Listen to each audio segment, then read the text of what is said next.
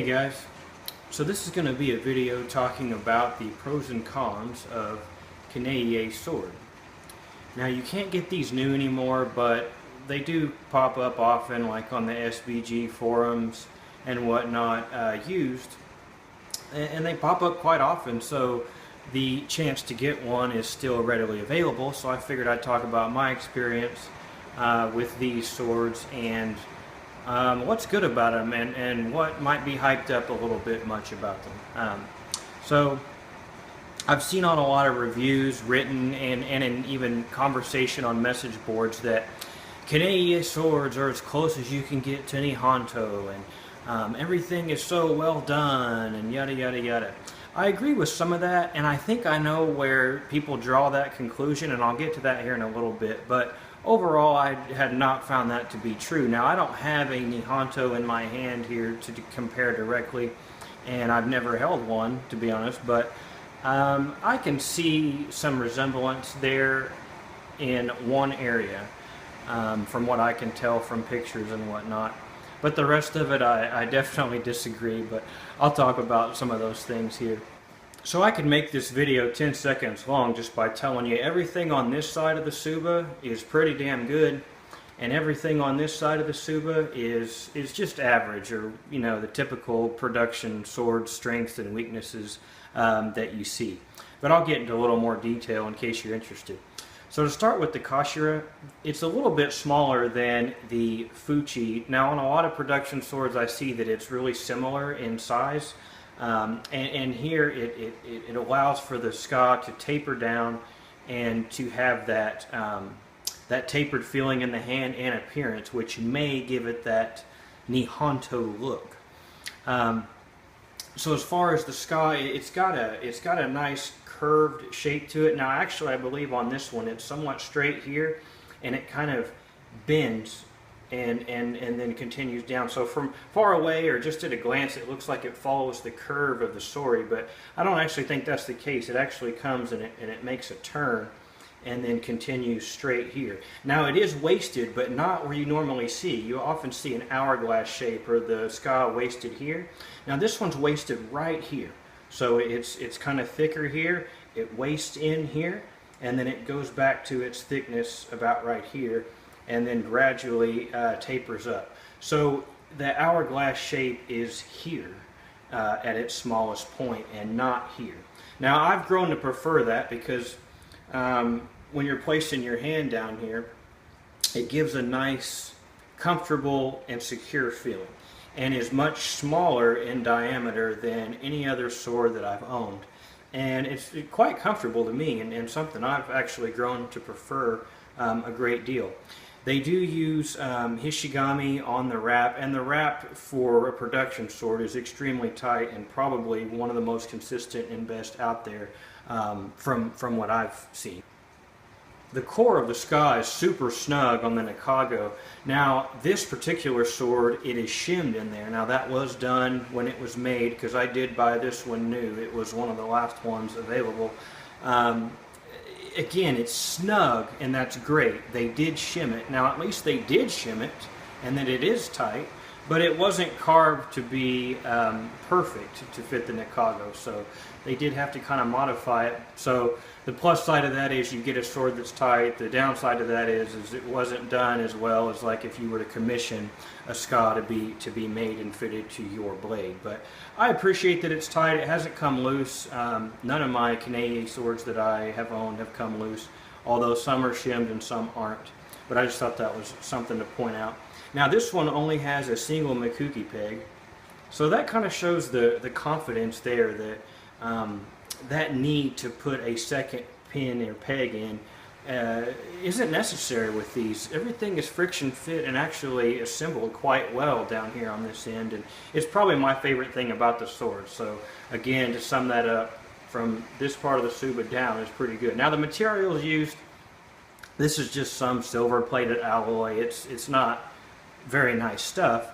They use a cotton Ito, which I actually like. I don't have any problem with that. They're not trying to make it something it's not. Very cheap materials, but very well done on the assembly and the shaping of everything. The Samegawa is just a panel.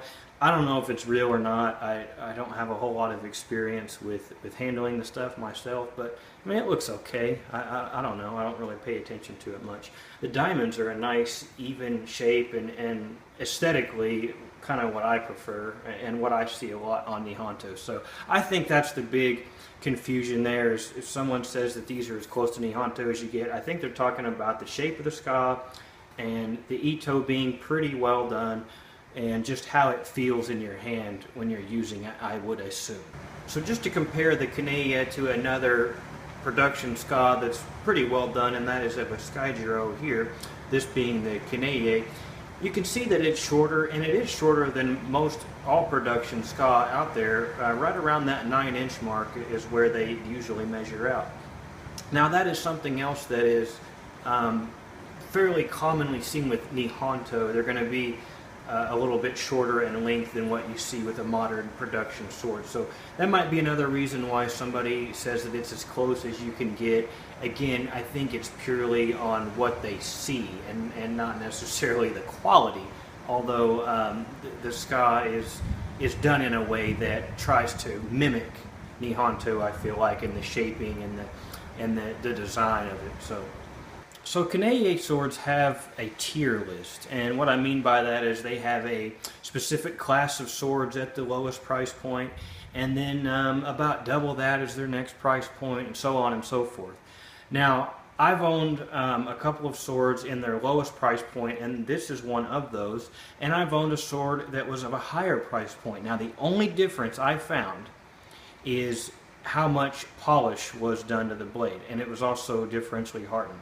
So you're paying double the money for a blade that's differentially hardened and had a little bit more attention to the polish. So for me, these made the most sense, or they're cheaper. Their Bato series of katana made more sense to me because the Koshirai, regardless of how nice of a Kaneie sword you buy, is going to be of the same quality. They don't really step up their game there. So it's the most bang for your buck to get a lower series. So the blade polish, they polish up this section between the shinogi and the mune, or the back of the blade. They polish that to a mere polish and looks quite good. Although the rest of the polish, especially the Kasaki, is not done well at all. In fact, I've seen some flat-tipped screwdrivers have a better polish on them than the Kasaki does on this particular sword. So on that scale of, or the spectrum of, it's just purely a tool that you don't mind messing it up, and this is a piece of art that I would hate to see get any kind of blemish on it, this is definitely down on the just functional tool end. Nothing here would give me any reservations about, you know, marring up the blade or giving it a blemish or scratch marks, because just to start with, it's not all that nice to look at. I will say that the habaki is fit really well, and I do appreciate that. I've never seen one loose on these or not fitted well. It's really done well. You can also see that the seppa, when it disassembled, the cutout and the seppa for the Nakago are actually two different sizes to fit the appropriate spot that they fall on the Nakago, and I appreciate that stuff that they pay attention to in the assembly of these swords. But again, the blade itself is, I would just say, a functional tool. And my favorite swords by them are the blades that are just the 1060 mono steel. They seem to be pretty tough. I'm out there whacking branches and wood and whatnot with them, and they hold up quite well.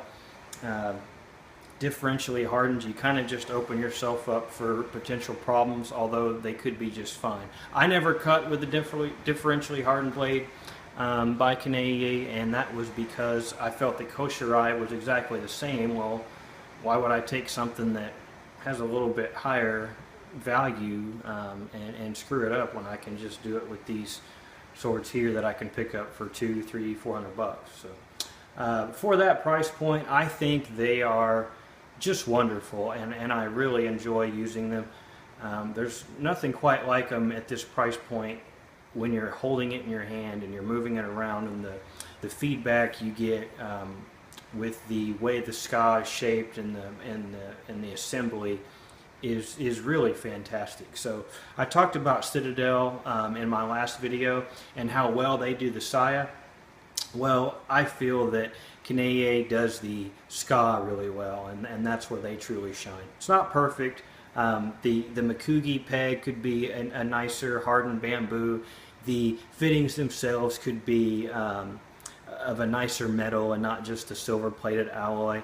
The Ito wrap, the end knots are actually on the wrong sides, but you know, those are kind of picky things at this price point, but the tightness is there, the shape is there, the feeling's there, and again, for the third time, on this side of the Suba is quite nice and well done, and this side is just your typical production sword, nothing special. It's not bad, but it's nothing great, it's nothing to write home about. So the saya, it is an ishime done on almost all of their swords, and all the ones that I've owned are the same ishime.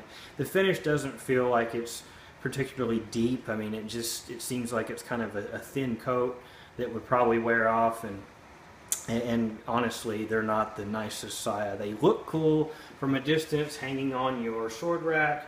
This is an attractive looking blade aesthetically, in my opinion, and what I would think a lot of people would consider, you know, acceptable aesthetically, with the shape of the diamonds and just the overall profile of the sword up on the rack. But the saya itself is your typical production saya. Some of them are loose. It doesn't fit the sword like a glove, but it serves its purpose, and that's about it. So I hope this video helps you if you decide to buy one of these swords, and what you can expect to find out of one. If you don't own one yet and you see one cheap, I strongly recommend picking one up, especially if you're going to use it. If you're just going to hang it up on the wall, there's probably some better options out there that have a little bit more flair than this. But from a user standpoint, and a guy out in his backyard just screwing around several times a week, they're just my go-to swords, and I really enjoy using them. So anyway, I'll catch y'all later.